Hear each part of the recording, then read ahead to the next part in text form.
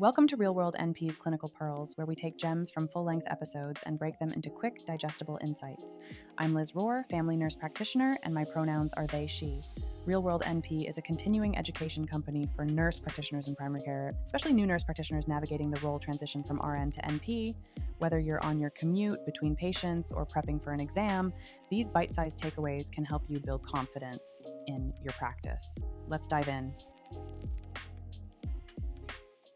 So today I'm going to be talking about preoperative exams. It's kind of a big topic, but I'm going to do my very best to kind of give you an overview of guidance of how I conduct my exams and how I recommend you do based on the available guidelines. A couple disclaimers I want to make from the beginning is that if you are a algorithm loving, tool loving kind of girl like I am, or boy, that you might be a little bit disappointed for pre-op exams because they're a little bit complicated. So it really, the one of the take homes I want you to take away from this is that each pre-op exam is for that patient at that time with those chronic conditions for that type of surgery, unfortunately. So it's really hyper individualized, and that's for a very good reason, is because it's just, there's a lot to think about. So with that in mind, I think it's really important that I really want to stress that you ask questions whenever you're not sure, right? So there's a spectrum of the different types of pre-ops we're seeing, right? There's healthy patients undergoing low-risk surgeries all the way through very complicated, multiple chronic comorbidities, very ill patients trying to undergo high-risk surgeries or asking for your clearance.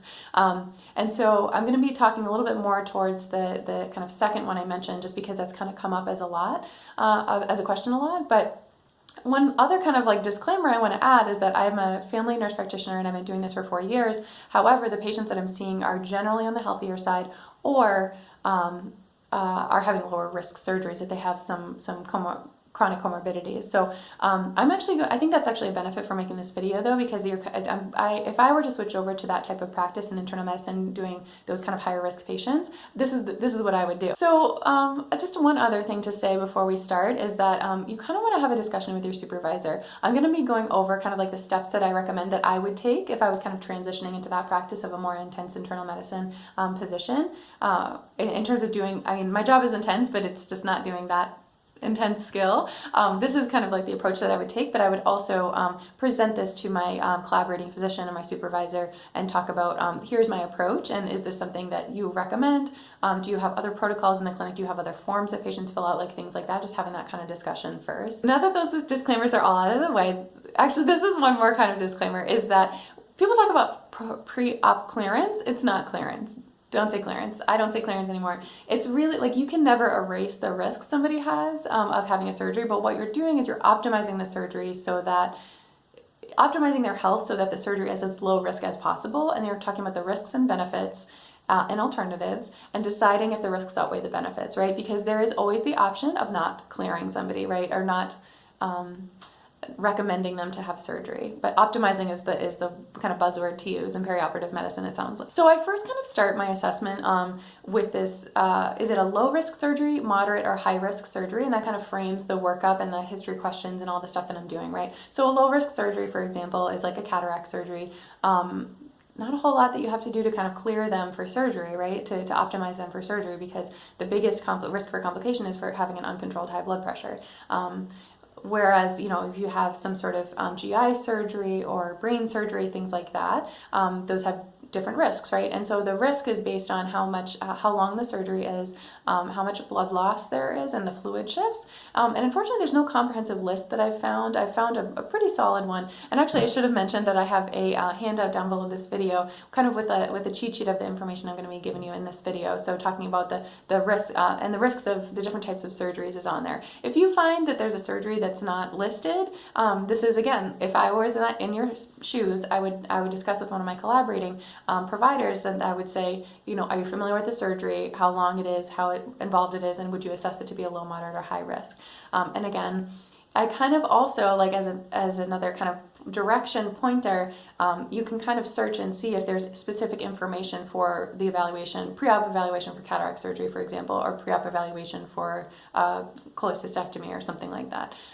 They may or may not exist, but that's like another kind of path to go down. So once I've kind of determined if it's low, moderate, or high, I kind of like, if it's a low risk cataract surgery, I'm not necessarily going to get into the full thing necessarily, right? But if I've determined it's kind of like a moderate to high risk, I'm going to kind of go down this is the typical path that I would go down. And so I'm going to kind of, the framework is that I'm assessing their chronic conditions, I'm assessing their cardiac and pulmonary risk scores, risk factors, and kind of taking it from there, as well as like recapping their medications, getting an accurate social history, doing a full physical exam, and then deciding what testing to do. So the main risks of having a surgery are death, cardiac complications, and pulmonary complications. There's others, of course, but those are kind of like the main ones you want to think about in terms of framing your pre-op exam. So for assessing the cardiac risk, I'm just going to kind of go through that. There's the most to talk about with that one, but so the kind of two scenarios that we're talking about are somebody who has established cardiovascular disease, aortic stenosis, AFib, history of an MI. Those patients, me personally, this is the recommendation that I'm going to make, is that they go see their cardiologist to have their input on the preoperative optimization. Are they optimized from their cardiologist perspective? Or at the very least get them on the phone, right? And say like, what are your kind of thoughts about this? Once I've kind of gathered all of my information, so I can present the case, right? Which I talk about in how to ask questions the right way. If you haven't seen that video yet, kind of getting all your stuff together before you're asking all the questions and asking very specific questions, especially of a specialist. And then you have the other patient who's coming in that you're kind of the detective and you're deciding, is there an underlying cardiovascular disease that we haven't discovered yet, that if we don't discover it is going to put them at risk for cardiovascular complications like around their surgery or risk for death, right? Which is like, ooh. So here's the approach that I recommend. So you're kind of asking a history, right? So you're talking about, do you have any obvious signs, right, of angina, shortness of breath, dyspnea on exertion, edema, things like that. Like, do they have a story of something that's coming that we haven't really assessed yet? And also, we're going to look at functional capacity. So that's talking about like, what are they capable of doing in their day-to-day lives? Are they able to like go grocery shopping, go up the stairs, walk around the block without any of those symptoms, right? Or are they not? And there's a couple of tools you can use. One is called the MET score, METS. So these are where the scoring tools come in, make your job a little bit easier. The MET score, and that kind of, you can just ask them the questions and then fill that out, and that gives them a score. And so if it's 4 or more, they're less likely to have cardiovascular complications. And so for those patients, you know, depending on the history and what your assessment is, plus the functional capacity, that MET score, you can decide, are they at risk for cardiovascular complications or not? Like, are they at risk for an underlying CAD or something like that? That's kind of what we're getting at here. But that's kind of like what I would do. There's another one called the next thing is, aside from assessing functional capacity, is a cardiovascular risk specifically in a surgery. And there's a couple of tools for that. The NSQIP is one of them, NSQIP, and then the Revised Cardiac Risk Index, I believe, is the other one. And so that kind of, they don't overlap, so it's kind of you pick one or the other. They don't really like compare to each other. And it, again, just depends on your conversation you've had with your supervisor of like, should we be using the NSQIP? Do you use this, et cetera, et cetera? And using that kind of with a grain of salt, right? Because that's not perfect.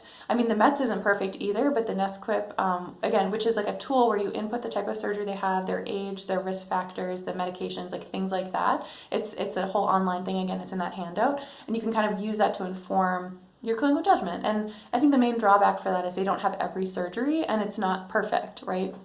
You can't just look at that and like, okay, you're done. You know, it's really like more complex than that. But it's helpful in terms of gathering a tool if that's something that your supervisor recommends. So that's like the main thing for cardiovascular. And what your kind of conclusion about that is do they have a less than 1% risk of death or complications, or greater than 1%? And if it's greater than 1%, then they need cardiovascular evaluation. And so what does that look like?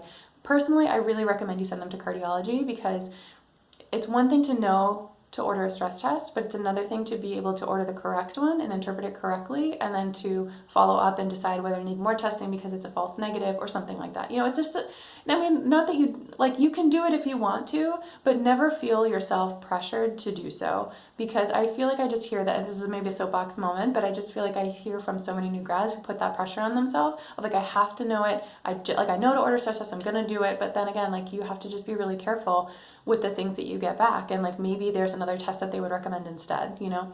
again, that's my own personal opinion, just to save yourself a little bit of sanity. And it's it's a right thing to do. Both of them are right, but it's okay to send them to cardiology, and that's what I recommend. And then pulmonology, pulmonary, that's kind of the cardiac risk assessment. So the pulmonology risk assessment is a little bit less algorithmic. I don't like it as much, less guideline based, but it's same moral of the story here goes is that do they have an established COPD, asthma, et cetera, sleep apnea. I keep forgetting about sleep apnea, but do they have those established already? Do they see a pulmonologist already? I'm going to have a conversation with a pulmonologist or have them see the pulmonologist to get their opinion about if this is a high risk surgery or is it appropriate risk for them.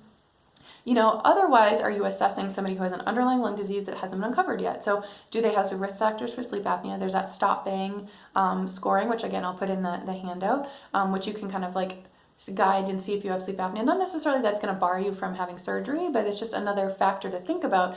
Again, when you get all this data and this information, what I personally would do if I was in that situation was that I'd get all the information, do all like the physical exam, the history, all of that stuff, present it to my supervising physician or collaborator, and then ask what they think, So again, do they have a long-term smoking history? Do they have dyspnea that hasn't been diagnosed yet? Do they have a cough that's not diagnosed yet? Like things like that. Like let's just make sure that that's optimized first. So maybe you need to delay the surgery until they see pulmonology. Again, you could consider doing a chest X-ray versus a pulmonary function tests.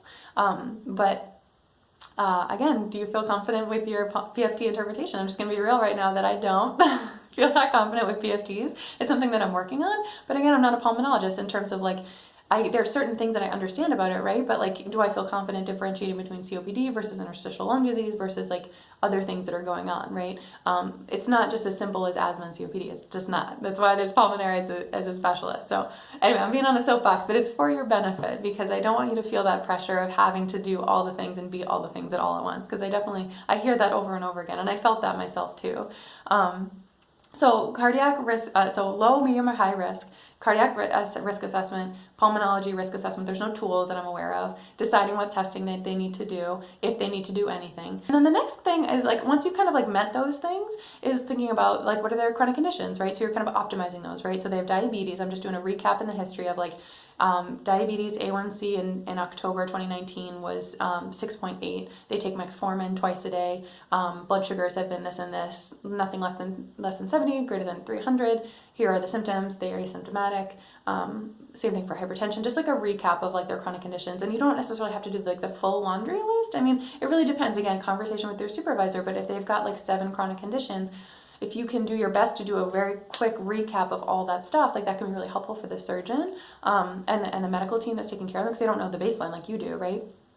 And then in terms of the ROS and the physical exam, those are really, the main thing is like respiratory and cardiovascular. So like cough, shortness of breath, dyspnea exertion, chest pain, syncope, near syncope, edema, but then also relevant to the type of surgery they're having, right? Are they having eye surgery? Maybe do an eye ROS, right? But like the full physical exam, that's by default, because again, there's a lot of complex moving parts, and if they've got something cardiac or respiratory, they could have something, in their abdomen, like they could have distended I just do the full thing. And maybe you do something different, and maybe your supervisor tells you to do something different, in which case do that, right? But that's what I'm going to start with.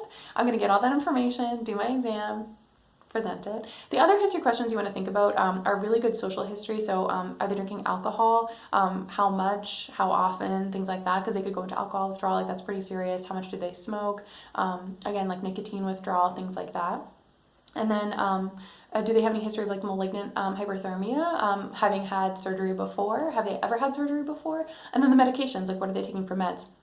That's actually like a whole discussion in and of itself. So I don't really have like good rules for that, but that really is case by case dependent and surgery dependent, whether or not they continue aspirin or stop aspirin, continue beta blockers, et cetera, et cetera. So again, I'd either talk with the surgeon or collaborate with my physician, depending on the case, right? So I think that's it. And I didn't really touch a ton on like the healthy patient with a low-risk surgery very much, but I want to keep this short and sweet if I can. There's a list of history questions that are included in the handout down below that I kind of have my students, I kind of give to my students to do a pre-op exam on somebody that's on a healthier, that kind of like, again, just like elicits any history of cardiovascular disease or liver disease or stuff like that. You're just trying to uncover what else is going on under there, right? So you don't have any surprises around the time of having that surgery. One other thing actually I want to add is about the testing. So one quick thing before I wrap up is that for testing, what we overtest in the United States for preoperative exams. There aren't, for the healthy adult with a low risk surgery, there really isn't very much that's recommended at all. Again, please look at your case-by-case situation, but the kind of the main testing I want you to think about is if they have any cardiac risk factor, hypertension, high cholesterol, other cardiac abnormalities. Consider doing an EKG, also considering that in diabetes and CKD. The rationale for that being like you're getting a baseline because they're at higher risk for complications, but also you can help like detect anything that's abnormal that they need to have investigated before their surgery, right? Chest x-ray is one to consider, maybe case by case dependent, if they're a long-term smoker, things like that, if they have an older age, things like that, higher risk surgery. Hemoglobin is recommended for adults over the age of 65, like a CBC, or people who are under 65 if they have a higher blood loss surgery. And then again, like it depends on the surgery, right? Are they having a GU surgery? They should probably have a urinalysis, right? But like urinalysis for everybody, there isn't really enough evidence to recommend that. So again, always collaborate, always ask questions, case by case dependent, but those are kind of like the main ones to think about. I think the most important is the EKG for people who have cardiac risk factors, because again, you're just digging to find if there are any cardiac abnormalities. And if you have any question about somebody with pulmonary abnormalities and you're not quite sure, do a chest x-ray. Do they have any abnormalities?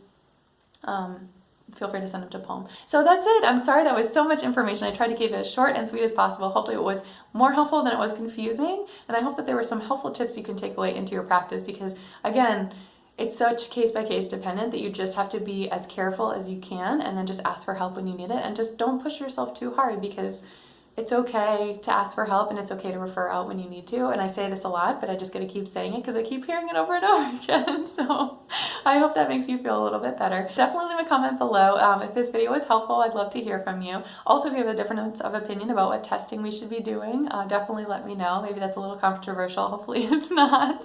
Hopefully it's reassuring. Yeah, any other screening tools you use or other suggestions that you have or recommendations, things like that. And Enjoyed this clinical pearl? There's even more valuable insight in the full episode. Click the link in the description to hear the complete discussion, packed with practical tips to strengthen your skills and confidence as a nurse practitioner. Don't miss it.